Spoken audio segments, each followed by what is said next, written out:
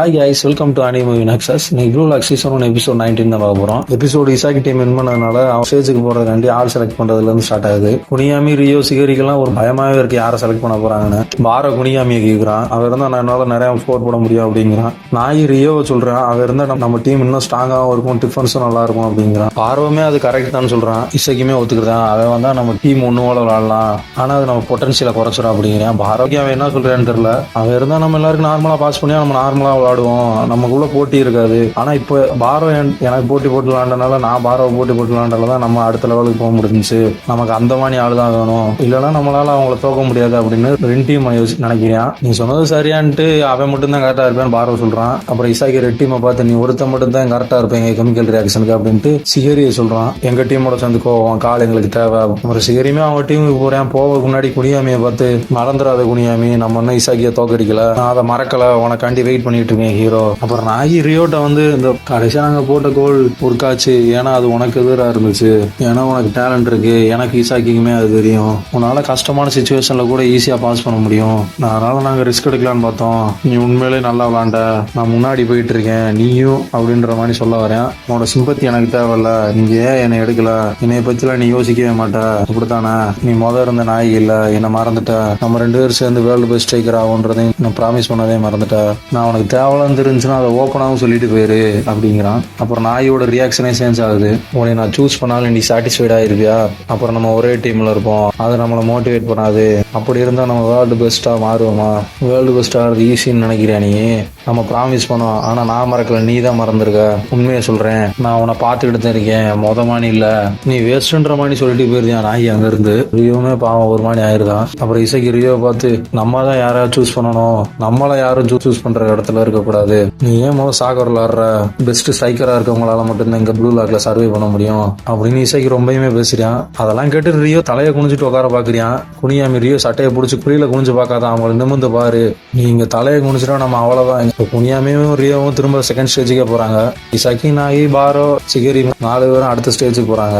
அப்புறம் பாஜிராவோட பிளாஷ்பேக் காட்டுறாங்க. நீ குட்டி பையனா இருக்கும்போது இமேஜினரி ஃப்ரெண்டான்ட்டு அவங்க அம்மாட்ட கேட்கறான். அவங்க அம்மாவுமே ஆமா உன்னால மட்டும்தான் பார்க்க முடியும், மற்றவங்களால அதை பார்க்க முடியாது, அதுக்கு குட்டி பாஜரா அது வித்தியாசமா இருக்காதாமா அப்படின்னு கேட்கிறான். அவங்க அம்மாவுமே அதெல்லாம் ஒண்ணும் இல்ல, நீயுமே உன் ஃப்ரெண்டு ஃபுட்பால் ஆடணும் தானே ஆசைப்படுறேன். பாஜராவுமே ஆமா எனக்கு ரியல் ஃப்ரெண்டு வேணும், என் கூட சேர்ந்து சாக்கர் விளாடுறது அது ரொம்ப பண்ணாவும் இருக்கும், அவங்க அம்மாவே எனக்கு தெரியும், ஒரு நாள் அப்படிப்பட்ட ஃப்ரெண்டு உனக்கு கிடப்பான் ஆமான்னு சொல்லிட்டு குட்டி பாஜராமே சந்தோஷப்படுறேன். அடுத்து பிரச்சனை காட்டுறாங்க. பாஜரா 2 ட்ரைனிங் எடுத்துக்கிட்டு இருக்காங்க. பாஜரா அதை பார்த்து சந்தோஷப்படுறான். அப்புறம் இசாக்கி டீமை காட்டுறாங்க. இசாக்கி 2 டீம் இன்னும் 4th ஸ்டேஜ்ல இருந்தா அவங்க கூட நம்ம போட்டி போடுவோம், ஓகே தானு எல்லாத்தையும் கேட்கறான். ஆனா மத்த யாருமே சொன்னதை கண்டுக்கிறாம அவங்க வேலையை பார்த்துக்கிட்டு இருக்காங்க. வார கிளீன் பண்ணிக்கிட்டு இருக்கான். நாய் போனை பார்த்துக்கிட்டு இருக்கான். சிகரியா முடிய காய வச்சுக்கிட்டு இருக்கான். யாருமே அவனை கண்டுக்கிற மாட்டேங்கிறாங்க அவன் சொன்னதை. அதுக்கு இசாக்கி உங்களோட டீம்மேட் ஒரு இம்பார்ட்டன்ட் விஷயத்தை பத்தி பேசிக்கிறேன், கொஞ்சம் பாருங்க அப்படிங்கிறான். அப்புறம் சிகரி திரும்பி என்னன்னு கேட்கறான். இசாக்கியுமே யோசிக்கிறான். பாரவும் நாயும் மட்டும் தான் இருந்தாங்க, இப்ப செல்ஃபி ஸ்பிரிண்ட்ஸும் வந்து சேர்ந்துருச்சு அப்படின்னு யோசிக்கிறான். விட இப்ப கஷ்டமாவே இருக்கும் அப்படின்னு யோசிச்சுட்டு இருக்கான். அப்புறம் பாரோ கத்த ஆரம்பிச்சதேன், யார் இந்த சாக்ஸ் ஈரமான துணியை கீழே போட்டிருக்குது, அதுக்கு சிகரி அந்த சாக்ஸ் என்னோடதுதான், என் முடிய காய வச்சப்ப அதை பாத்துக்குதேன், அதை அங்கேயே வச்சிரு அப்படிங்கிறான். துண்டு இதான் போய் வாஷிங் மிஷின்ல போட்டுரு அப்படின்னு ஆகி சொல்றான். பார கோவப்பட்டு நான் கிங்கு வேலைக்காரி கிடையாது, இது இப்படி கீழே போடாதீங்க, போய் வாஷிங் மிஷின்ல போடுங்க, சிகரி நாயை அதை கேட்டு நாங்களாம் செய்ய முடியாது அப்படின்ட்டுருந்தாங்க. பாரோ நாயை பார்த்து கோவப்படுறான். உன் தலையை ஈரமா வச்சிருக்க, தண்ணி எல்லாம் தெரிக்குது, அதுக்கு நாய் அதெல்லாம் அப்படியே காஞ்சிரும் அப்படின்னு இருக்கான். அப்புறம் சிகரெட் வந்து எவ்வளவு நேரம் இந்த வேலையை பார்த்துக்கிட்டு இருப்ப, அந்த சாக்ஸையும் பாரு அப்படிங்கிறான். நீ சொல்ற மாதிரிலாம் செய்ய முடியாது அப்படின்றியா சிகரியுமே. அப்புறம் இசாக்கி யோசிக்கிறான், இவங்களை வச்சு எப்படி கெமிக்கல் ரியாக்ஷன் உருவாக்க போறோமோன்னு. அப்புறம் இசாக்கி அவங்கள பார்த்து சண்டை வர நிறுத்துங்க, நம்ம சாப்பிட போவோமா அப்படின்னு கேட்கிறான். அதுக்கு சிகரி எனக்கு சாப்பாடு வேண்டாம், என் காலை நான் கொஞ்ச நேரம் ரெஸ்ட் கொடுக்கணும் அப்படிங்கிறான். நாயுமே நான் வீடியோ பார்க்க போறேன் அப்படின்ட்டு தான். இசாக்கி யோசிக்கிறான், இவங்க என்ன எப்படி பண்றாங்கன்ற மாதிரி. செல்ஃப் பாரோ நான் சாப்பிட வரேன் இருக்கான். வர்றதுக்குள்ள ரூமே கிளீன் பண்ணிருங்க அப்படிங்கிறான். இப்போ இசாக்கியும் பாரம் சாப்பிட்டுக்கிட்டு இருக்காங்க. ஆனா பாரோ வந்ததுல இருந்து ஒரு வார்த்தை பேசல அப்படின்னு இசாக்கி யோசிச்சுக்கிட்டு பாரோவை பாக்குறேன். பாரோ டக்குன்னு முறைச்சாப்புல பாக்குறேன் இசாக்கிய. இசாக்கியும் தோணுது இன்னும் கோவமா இருக்கானா நான் மேட்ச்ல பண்ணதுக்குன்னு. கழுதுன்னு சொன்னால அதை தாங்க. அப்புறம் இசாக்கியுமே பயந்துக்கிட்டு அப்போ ஓவர் ஹைப் ஆகி சொல்லிட்டேன், ஆனா கொஞ்சம் ஓவராகவே பண்ணிட்டானோ. பாரோவுமே இசாக்கின்னு கூப்பிடுறான். இசாக்கி கைகால நடுங்கி போயிடுது. அப்புறம் பாரோ இசாக்கியை பார்த்து நீ ஃபீல்ட்ல இருக்கும்போது எப்படி பார்ப்ப, எப்படிப்பட்ட சாக்கா நீ விளாடணும்னு நினைக்கிற. அதுக்கு இசாக்கி என்னோட வெப்பன் ஸ்பேஷியல் அவேர்னஸ், அப்புறம் டைரக்ட் ஷாட்டு, அப்புறம் பால் மூவ்மெண்ட்டை பார்த்து நான் பொசிஷனே கரெக்டாக போய்க்கிருவேன், இப்படித்தான் நீ ஃபீல்டை கண்ட்ரோல் பண்றியா, இதை நீ முதலே சொல்லியிருக்கலாம்ல அப்படிங்கிற பாரோ. நான் இதை ஏற்கனவே சொல்லியிருக்கேன் உனக்கு அப்படிங்கிற இசாக்கி. அப்புறம் இசாக்கி, நான் உன்னை போன மேட்ச்ல ரொம்பவுமே பேசிட்டேன், நம்ம வின் பண்ணியிருந்தாலுமே. அதுக்கு பாரு, நான் உன்கிட்ட ஏற்கனவே சொல்லிட்டேன் அதெல்லாம் விட்டுருன்னு. ஆனா நீ செஞ்சது கரெக்ட் தாங்க, எனக்கு ஒன்றும் புரியாம இருந்துச்சு, அது தெரிஞ்சிருந்துமே நான் மாறாம இருந்தேன். எனக்கு அடிபட்டதுக்கு அப்புறம் தான் அதோட அர்த்தத்தையே நான் புரிஞ்சுக்கிட்டேன். ஆனா இப்போ நான் ஸ்ட்ராங்கா இருக்கேன், நான் ஏற்கனவே செத்துட்டேன், இப்போ நான் திரும்ப வந்திருக்கேன். இசைக்குமே அப்புறம் அவனை பார்த்துட்டு நீ உண்மையிலே மாசியான்ற மாதிரி யோசிக்கிறேன். அப்புறம் பாரோ, இதெல்லாம் நிறுத்து, நீ என்னமா நீ சாக்கர் இந்த டீமோட விளாடலாம்னு நினைக்கிற. அப்புறம் இசைக்கு பாரோவை பார்த்து, தேங்க்ஸ் பாரோ, நீ இப்படி இருக்கிறது எனக்கு ரொம்ப பிடிச்சிருக்கு. அதுக்கு பாரோ, நான் உன்னை பத்தி தெரிஞ்சுக்க நினைக்கிறேன், ஏன்னா நான் உன்னை டாமினேட் பண்ணணும், உன்னை முடிக்கணும், நீ இப்படிப்பட்ட வில்லனுக்கு தேங்க்ஸ் சொல்லணும்னு நினைச்சேன், அது உனக்கு தான் கஷ்டம் அப்படிங்கிறான். இசைக்குமே ஹைப் ஆகி, வா பாத்துக்கலாம், என்னை பத்தி நானே சொல்றேன், உன்னையோட 2 மடங்கு நான் வேகமா எவால்வ் ஆகுறேன் அப்படிங்கிற இசைக்கு. அதுக்கு பாரோ, இவ்வளவுதானா, நான் உன்னோட 3 டைம் எவால்வ் ஆகுறேன், நான் ஒன்ன மட்டும் காலி பண்ண மாட்டேன், அவங்களையும் தான். சிகரி நாயும் சொல்றான். அப்புறம் சிகரியுமே நாயுமே காட்டுறாங்க. சிகரி அவன் ட்ரெஸ் எடுத்து வைக்கலான்னு பாக்குறான். அப்புறம் நாய் போனை பார்த்து, நீ என்ன பாத்துக்கிட்டு இருக்க அப்படிங்கிறான். நோவா பால் எப்படி கண்ட்ரோல் பண்றதை பாத்துக்கிட்டு இருக்கேன், பால் கண்ட்ரோல் டெக்னிக் எவால்வ் பண்றதுக்காண்டி. அப்புறம் சிகரெட் அவர் யாரு, இவரோட டெக்னிக்கை நான் காப்பி பண்ணணும் அப்படின்னு சொல்றியான். சிகரி, அதுக்கு நீ சீரியஸா தான் பேசிக்கிட்டு இருக்கியா, அதுதான் நோவா. நாய் அதுக்கப்புறம் சிகரெட் அது யாரு அப்படின்னு கேட்கிறான். சிகரி, அதுக்கு அவர் தான் வேர்ல்டு பெஸ்ட் நம்பர் 1 ஸ்ட்ரைக்கர். அப்புறம் நாய் அவர் செம்மையா விளாடுறாரு அப்படிங்கிறான். அதுக்கு சிகரி சிரிச்சுக்கிட்டு, நீ காமெடி பண்றியா, உனக்கு சாக்கர் பார்த்து உண்மையிலே எதுவும் தெரியாதா, ஆனா இவ்வளவு தூரம் வந்திருக்க.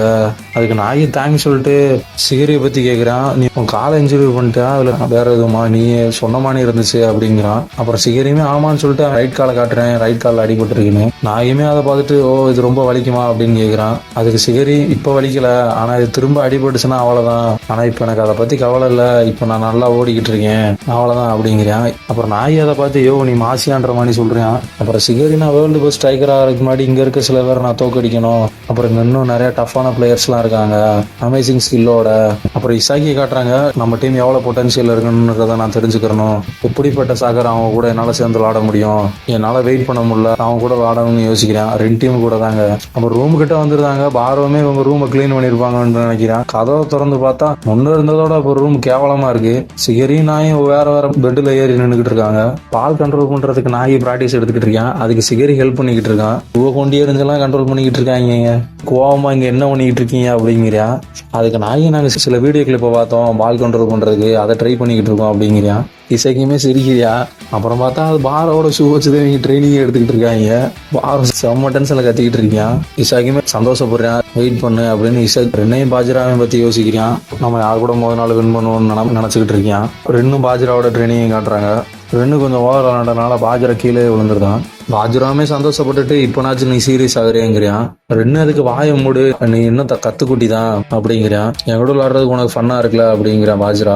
அப்புறம் ரெண்டு இந்த மாதிரி ட்ரிப்ளிங் வச்சுலாம் என்னை தோக்கடிக்க முடியாது, அதுக்கு பாஜிரா நம்ம ட்ரை பண்ணாதானே தெரியுங்கிறான். அப்புறம் ரெண்டு எங்க உனக்கு பாலை ஏற்றி விளாடுறது பிடிச்சிருக்கு, ஆனா தனியா சண்டை வர்றதுக்கு உனக்கு பயமா இருக்கு, நீ யாரு கூட சேர்ந்து விளாடணும்னு நினைக்கிற, உன்னோட கூட விளாடணும் எனக்கு இன்ட்ரெஸ்ட் இல்லை அப்படிங்கிறான். பாஜிராவுமே முழிக்கிறான். அப்புறம் பாஜிராவோட பிளாஷ்பேக்கை காட்டுறாங்க.